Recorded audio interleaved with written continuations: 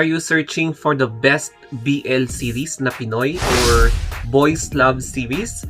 Well, heto na ang aking top 10 Pinoy best BL series you should watch.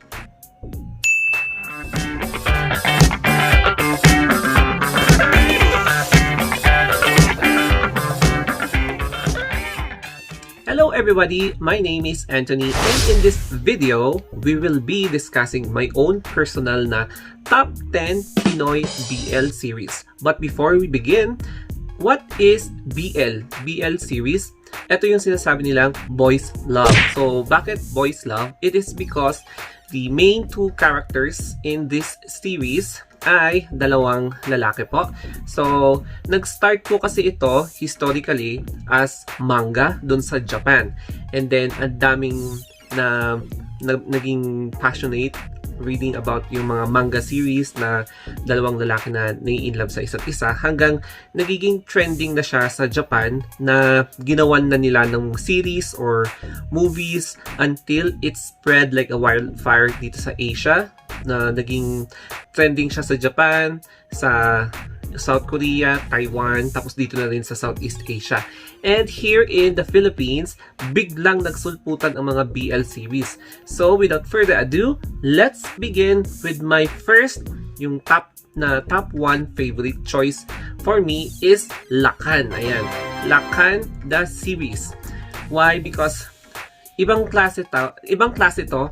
Yung first na pansin ko is all about yung cinematography. I'm not sure kung yan yung correct na term. Pero yan, ang ganda ng pagkaka-capture ng scenes. Tapos, ang ganda ng pagkakakuha. May mga aerial shots. Tapos, ang theme. Yung theme nila is more on tribal. So, dito ko natutunan na may mga mythology pala. May mga myth sa bandang Visayas area na kung saan merong god of homosexuality, yun ba yun? Si Lakan, na kung saan he is now, yung tao dun sa may Antique believes that Lakan is living with the god of death na nandoon sa mountains of Antique. So yun yun. And then, ang isa pang nagustuhan ko dito is yung both main characters ng Lakan series are real life gay couple. Kaya medyo na-inspire talaga ako dito sa series na to, and you should watch Lakan the series. Ang ganda ng pagkakadeliver ng each dialogue. Tapos medyo, alam mo yon, yung basta realistic yung pagkakapresent niya ng scenes. So nagustuhan ko siya, and yun yung pinaka-top choice ko. Moving on to my second pick is My Day the series. Ito yung unang favorite ko, tapos natapos ko na siya. Ang masasabi ko lang dito is, ang pinaka-main point niya is, pinapakilig talaga niya yung mga viewers. Kaya, ang nagustuhan ko dito is, marami siyang scenes sa iba't ibang places, so hindi siya nakaka-boring. Ang dami, on point din yung comedic theme niya. Tapos, ang positive ng pagkaka-ending niya, yung nagkakaayos-ayos na silang lahat and they live happily ever after. Tapos, the way they handled yung problems by showing na forgiveness is the best tool para mamuhay ng tahimik, being positive, yung ganon. As in, kailangan yung panoorin nito kasi parang feeling ko nakakabitin siya. That's why I love My Day the series. Ang wish ko lang, sana meron siyang part 2. And then, dumako naman tayo dito sa My Extraordinary. Maganda rin yung scenes nito. Ang lalim ng pagkaka-twist. Ang dami-dami niyang, may mga twist siya. Tapos, ayun, may mga main characters or yung mga kilalang artista na rin na gumaganap dito. Yung acting is very, pinapadeliver niya na not natural talaga yung pagkaka-acting na kumbaga parang real life scenario. Tapos, ang daming corners ng kanyang story na kung saan pwede kang makarelate din in real life. So, that's why parang in every episode, gusto ko siyang abangan. Ito, My Extraordinary. Number 4 naman is Gaya sa Pelikula. Ito naman, kakaiba siya medyo limited lang yung scenes niya. Naka-contain siya sa isang room, mostly sa isang room na nasa condo unit ng isa sa mga main characters, na kung saan lahat ng mga conversations nandun, yung feeling mo na maboboring ka dahil iisa lang yung scene. Hindi, medyo magaling yung director na gumawa nito because parang gusto niya na lagyan ng twist din, tapos pakikiligin ka, yung alam mong aabangan ng mga viewers yung mga next episode. So that's why na-appreciate ko yung gaya sa pelikula kahit na limited yung scenes niya. Ayun. Yung number 5 naman is yung swap test. At first, parang sabi ko, wow, bago na naman. So na-curious talaga ako. Swap test. Akala ko anong swap, parang feeling ko nag-swap yung mga spirits. Hindi pala. Ang eksena dito is isang nurse and then isang student. So magkatabi sila ng apartment, and alam niyo yun, yung mga ordinary na people na nagkakaroon ng ganitong eksena na hindi mo aakalain na may love sila sa isa't isa. Yung at first is magiging hate nila ang isa't isa, and then eventually biglang may love sila. Yung mga ganon. So there is a killing factor din dito sa swap test, and I'm not sure kung saan tong place na to. Hindi ko talaga mamukhaan kung saan yung place as in. Maganda yung story nito, and yung mga characters nila is they are performing well. Yung acting nila is natural din. Tapos walang OA. Hindi mo mapapansin, walang pagka-OA yung acting nila. They make sure na yung viewers is nag-e-enjoy sa pinapanood nila. Kaya lang, bakit nyo dinidisable yung comment? Sayang naman yung comment kasi marami magre-request sigurado sa inyo. Ayun, yung swap test. Yung number 6 naman is Hello Stranger.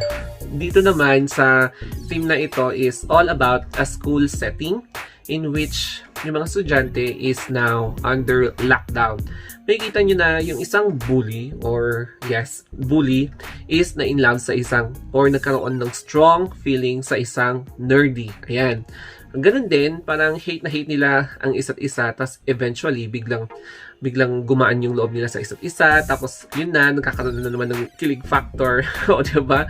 Kaya ayun, inaabangan mo kung ano yung mga next na scenario. Yun nga lang, same as yung sa gaya ng pelikula, medyo limited din yung mga scenes nila. Pero, as in, talagang makikilig ka talaga. Kaya, yes, I advise na manood din kayo ng Hello Stranger. Tapos, merong bago.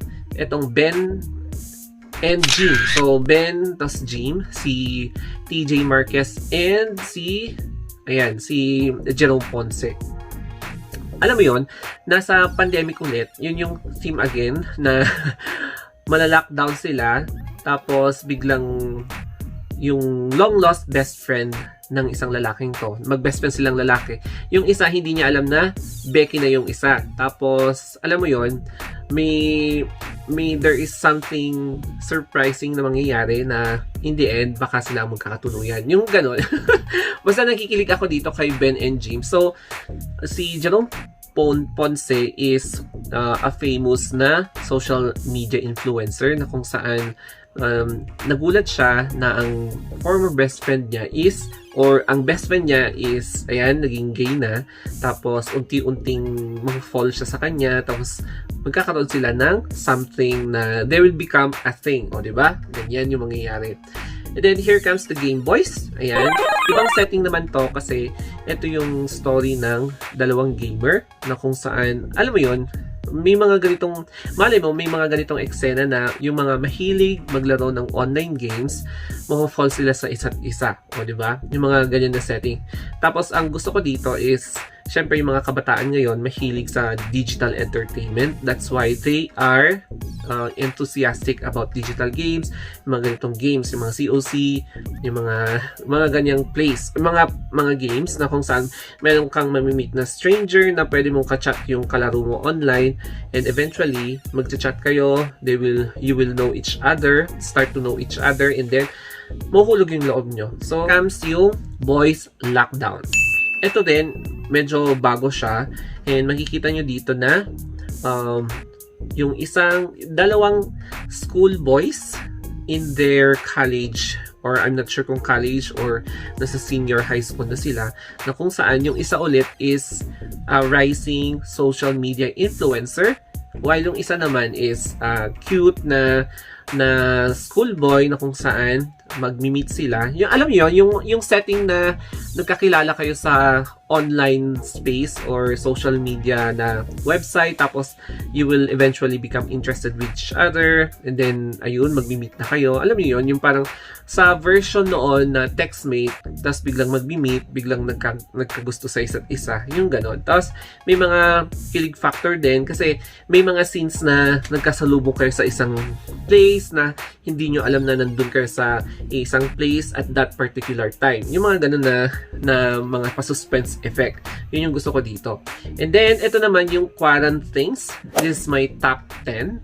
So, ang masasabi ko naman sa Quarant Things is more on sa conversation, yung mga scenes na nangyayari sa loob, na even though limited din yung space. Ito yung BL series na may pinaka-limited yung space na kung saan iisa lang yung setting, na nasa iisang room lang sila or isang unit na kung saan dun lang na area sila nagkakaroon ng scene. Ayun, and then malakas yung emotional impact ng mga conversations nila. Tapos may something sa each dialogue na kung saan mapaparelate ka. It really catches your emotions na makarelate ka din in real life. So, these are my top 10 BL series.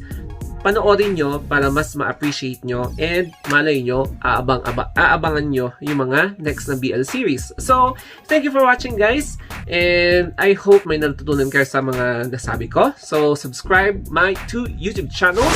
Yan, dalawa po yung YouTube channels ko. And if you have any questions, feedbacks, or suggestions, don't forget to, mag-comment down below lang kayo, or reach me out in my Facebook page, Instagram, or Twitter, The Story of Anthony. So that will be all, guys. Thank you, and have a wonderful day.